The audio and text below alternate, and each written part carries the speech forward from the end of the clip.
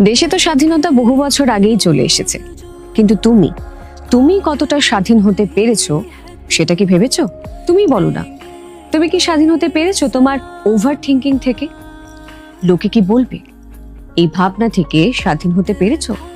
যে কোনো কাজ করার আগে যে ভয়, যে লেথাজি তোমাকে বারবার গ্রাস করে, পেরেছো? পেরেছো সেখান থেকে এখনো স্বাধীন হতে?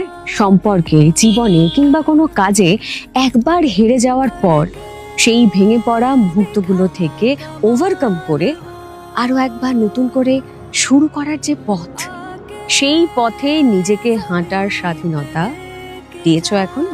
এই প্রশ্নগুলো থাকছে তোমার জন্য।